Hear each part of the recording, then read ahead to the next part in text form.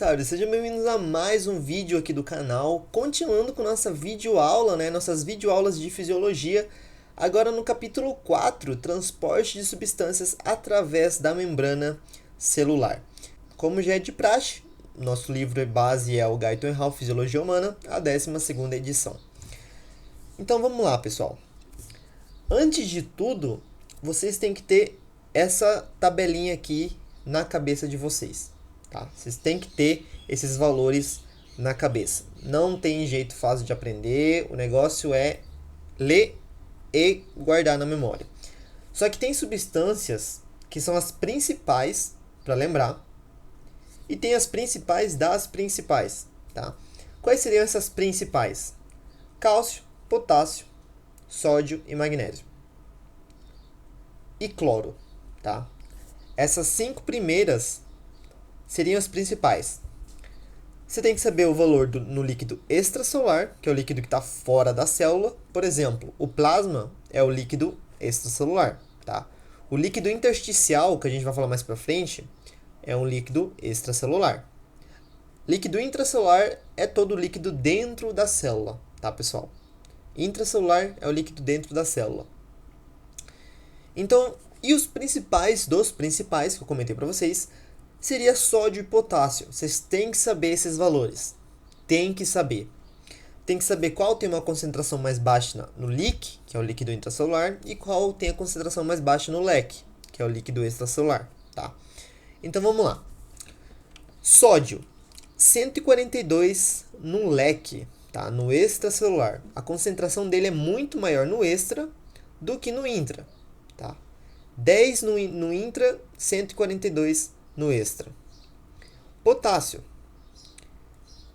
4 miliequivalentes por litro no líquido extracelular, tá? E 140 no líquido intra. Então tem muito mais potássio no intracelular. São os valores que vocês têm que gravar. Os principais, como eu falei para vocês, principais dos principais são sódio e potássio. Gravando que sódio é mais concentrado no meio extracelular e potássio é mais concentrado no meio intracelular, fechou. Pensa desse jeito e lembra dos valores. 142 para sódio, 140 para potássio. Sódio mais no extra, potássio mais no intra. E quanto que sódio tem no intra? Tem 10. Quanto que potássio tem no extra? Tem 4. Tá? Lembrando que o valor aqui é miliequivalente por litro, tá? Miliequivalente por litro, tá, pessoal? Então vamos lá. Tipos de proteína da membrana celular. Eu comentei isso na aula passada, que existem 2 tipos de proteínas produzidas na síntese proteica. São as proteínas estruturais e as enzimas. Se você não viu o vídeo, vai ter uma cardzinha aqui em cima. Dá uma olhada lá que o vídeo não é longo.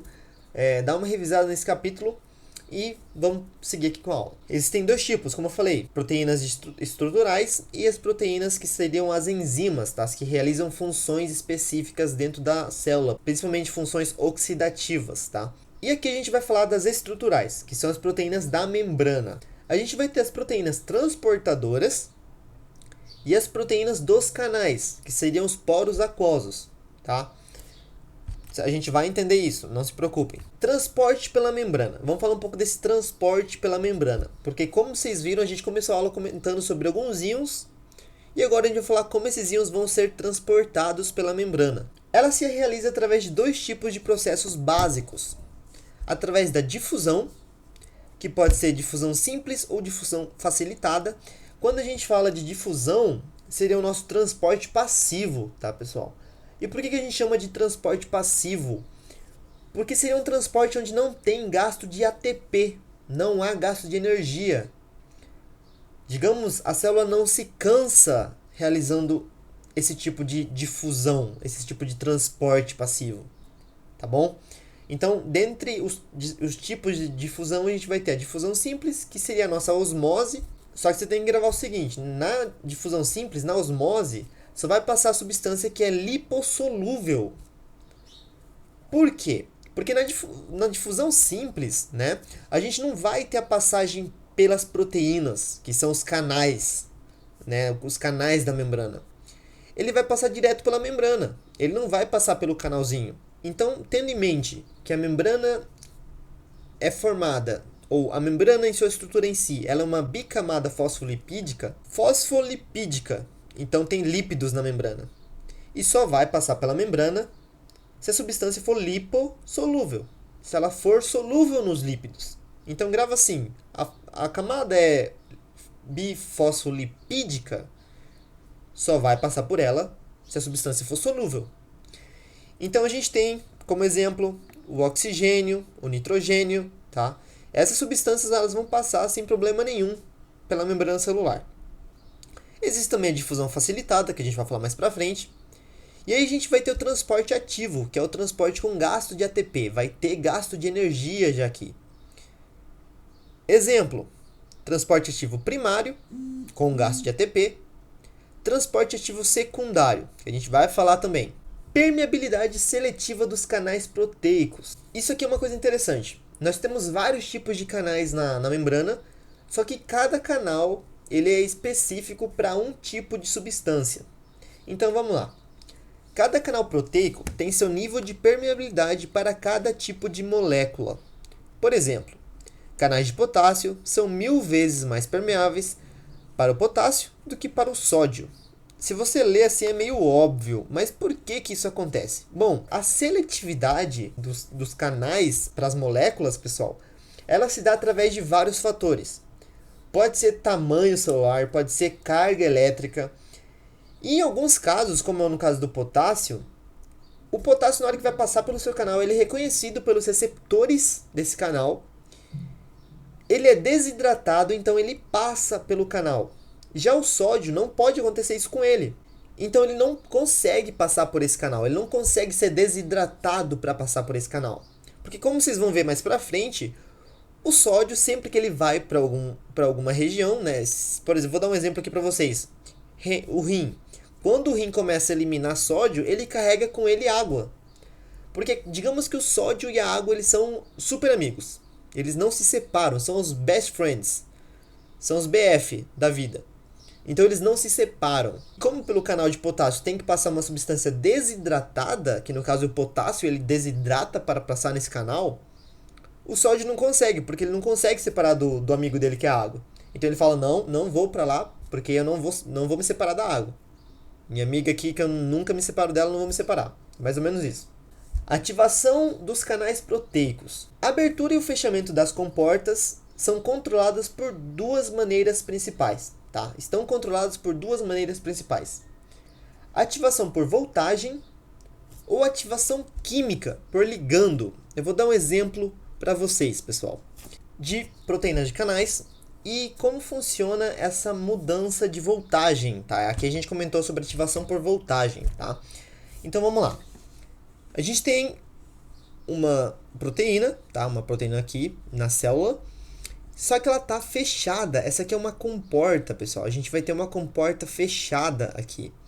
Vocês podem ver que tem outra comporta fechada, tá? Essa aqui é uma comporta fechada de um canal de sódio, tá? Um canal de sódio. Ela detecta a voltagem do sódio, ela detecta que esse sódio precisa entrar para regular a voltagem da célula. Então ela abre a passagem para o sódio, a comporta abre para o sódio e para o interior da célula. Tá? Um exemplo para potássio. Potássio, a membrana percebe que precisa regular essa voltagem da célula e precisa eliminar potássio. Então ela, com a comporta fechada, agora ela abre a comporta para a passagem de potássio para fora da célula. É desse jeito que as proteínas de canais detectam a voltagem para fazer o transporte da molécula para o interior ou para o exterior da célula. No caso do sódio, para o interior. No caso do potássio, para o exterior. Substâncias mais importantes que se movem por difusão facilitada. Vamos falar das substâncias mais importantes, tá, pessoal? Pode ser pergunta de prova. Quais as substâncias que se movem por difusão facilitada? Tá? Glicose, galactose, frutose e aminoácidos. Guardem essas 4 substâncias aqui para vocês. Vamos explicar aqui como funciona esse mecanismo de difusão facilitada. Como eu falei, difusão, normalmente, a difusão simples, a substância ela passa pela membrana e acabou o problema. Porque ela é uma substância lipossolúvel e a membrana é uma bicamada fosfolipídica. Então essa substância lipossolúvel ela vai se diluir na membrana e vai passar tranquilamente. Algumas substâncias elas não conseguem realizar esse processo, no caso da glicose, galactose, frutose e os aminoácidos. Só que a gente vai ter uma membrana, né, a gente vai ter uma proteína na membrana que vai facilitar essa difusão sem gasto de energia. Vamos dar um exemplo. Digamos que a gente tem uma molécula de glicose, tá? Molécula de glicose, que é essa molécula azul. Ela chega até a proteína de canal, ela se liga, que vai ter o local da ligação para ela. Ela vai se ligar nesse local. A proteína transportadora ela vai ter uma alteração estrutural, tá? Essa aqui é a mesma proteína, ela teve uma alteração estrutural. Ela, digamos, imagina a proteína como uma massinha. Ela se modelou, tá? Ela teve uma alteração estrutural para a passagem da glicose. Então a glicose consegue facilmente passar, porque vocês veem aqui que o caminho dela estava fechado e agora teve essa alteração e ela conseguiu abrir, tá? Depois dessa alteração estrutural morfológica, ela conseguiu facilmente passar. Isso é a difusão facilitada. Vocês conseguem ver que não tem gasto de energia e a proteína nada mais é do que um meio de facilitar essa passagem, tá? Ela facilita a passagem da substância pela membrana. Fatores que influenciam na velocidade da difusão. Eu falei lá atrás que tem alguns fatores que vão influenciar, né, nessa difusão. Então vamos aqui para os fatores. Diferença de concentração. Normalmente elas sempre vão do mais concentrado para o menos concentrado, tá, pessoal? Olha aqui.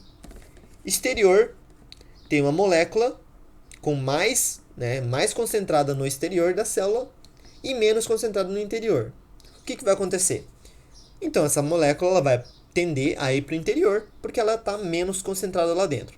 Se você tem dificuldade ainda em entender isso, tem um experimento que você pode fazer na tua casa rapidão. Pega uma toalha de cor de preferência, porque branca é meio difícil, mas ainda funciona, e um balde de água. Coloca só a ponta ou um pouco da toalha dentro da água. O resto você deixa para fora. Com o passar do tempo, a toalha inteira vai ficar molhada. Por quê? Porque a água no balde está muito mais concentrada, é uma molécula muito mais concentrada do que a água presente na toalha. Por isso ela tende a ir do meio mais concentrado para o menos concentrado, tá? Cargas elétricas também, pessoal. Vamos entender isso aqui, ó. Dentro, né, no interior da célula é positivo. E as cargas que a gente tem aqui, né, o exemplo das cargas que a gente tem aqui, são cargas negativas. Então a carga negativa, ela tende a ir ao seu oposto. Ela tende a ir ao lado positivo, tá? Carga negativa, ela vai todo ao lado positivo e você pode ver aqui que no lado negativo ficou com bem menos cargas negativas. Carga positiva com carga positiva, ela se repele, tá? Negativa com negativa se repele, tá, pessoal? Por isso que o polo negativo e o polo negativo do ímã vocês não conseguem unir. Tem que ser polo negativo com polo positivo. Diferença de pressão. Também é uma coisa que vai alterar na difusão da substância. Aí a gente tem um pistão, para dar um exemplo. Imagina uma seringa, tá? Para ir do interior da seringa para fora, o líquido dentro da seringa recebe uma pressão. Então a pressão de dentro seria mais forte que a pressão de fora, por isso ela sai, né? Por isso o líquido sai de dentro da seringa. Mesma coisa aqui, se tiver uma pressão no interior da célula empurrando a substância para fora, a molécula, ela vai ir para o exterior da célula. Osmose. Aqui seria mais ou menos o esquema do mais concentrado para o menos concentrado. Mesma coisa, pessoal. Solução de cloreto de sódio. A gente tem aqui uma solução de cloreto de sódio. Lembra que eu falei para vocês que o sódio ele sempre carrega água porque eles são muito amigos? Mesma coisa aqui. A gente vai ter água de um lado da membrana, cloreto de sódio de outro lado da membrana. Essa água vai ser puxada para o cloreto de sódio, porque ela tem muita afinidade ao sódio, tá? E essa afinidade vai puxar a água para o interior da célula. Pressão osmótica. O que é a pressão osmótica? Pressão osmótica em si, quando a gente fala de pressão osmótica, é porque a gente tem uma concentração de uma determinada molécula de um lado da membrana. Por exemplo, digamos que isso aqui são proteínas. Digamos que esses vermelhinhos são proteínas, tá, pessoal? E o azul, obviamente, é água. Como desse lado da membrana tem mais proteínas, e normalmente as proteínas elas têm um tamanho grande para passar pelas fendas dos capilares, que mais para frente a gente vai falar sobre isso, tá? Digamos que isso é uma membrana, como fala, semipermeável, a água consegue passar. Só que ela é semipermeável, as substâncias que estão na água não conseguem passar. Então, obviamente, as proteínas elas vão ficar aqui. Só que ela tem uma pressão osmótica, ela puxa. A diferença daquela pressão que a gente falou do pistão aqui é que essa pressão ela empurra. A pressão osmótica ela puxa, ela é uma pressão negativa, tá? Então a pressão osmótica aqui, quando maior, mais ela puxa. A pressão osmótica nessa figura, ela tá puxando a água toda para esse lado. Vocês conseguem ver que aqui tem menos água porque não tem uma pressão osmótica suficiente, igual temos aqui uma pressão osmótica por causa da proteína. É isso, tá, pessoal? A pressão osmótica é uma pressão negativa que ela puxa a água, tá? Vamos falar agora do transporte ativo primário. Bomba de sódio e potássio. Lembrando que tem gasto de energia aqui, tá, pessoal? Características da proteína de maior tamanho. A gente está vendo que tem duas proteínas aqui, tá? A proteína de menor tamanho e a proteína de maior tamanho, tá? Ela tem 3 pontos receptores para a união de íons sódio que se projetam para o interior da célula.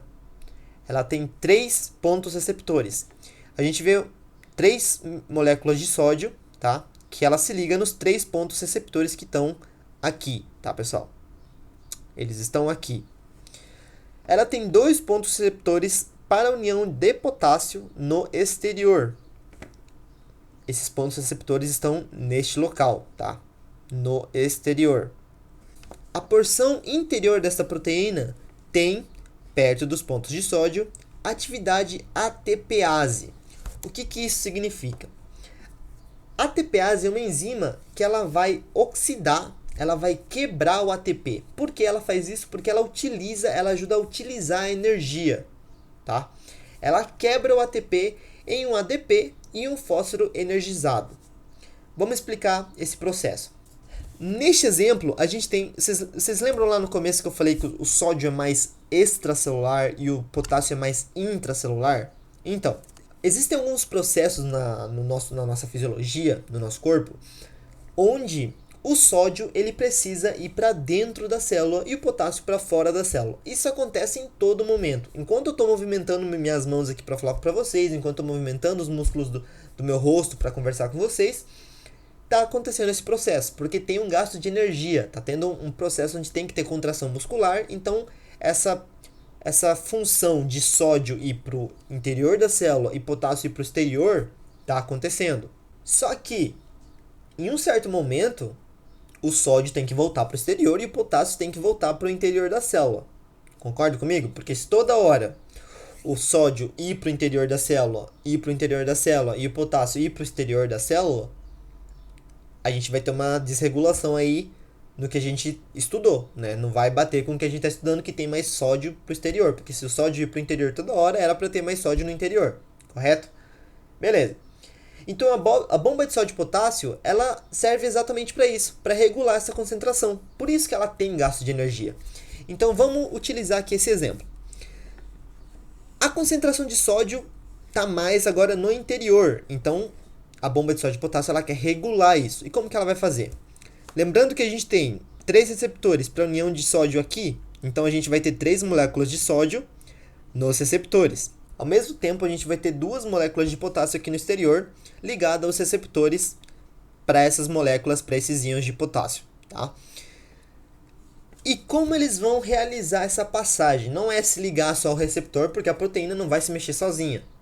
Então a gente vai ter um ATP, que é a nossa energia da célula, ela vai se ligar à proteína.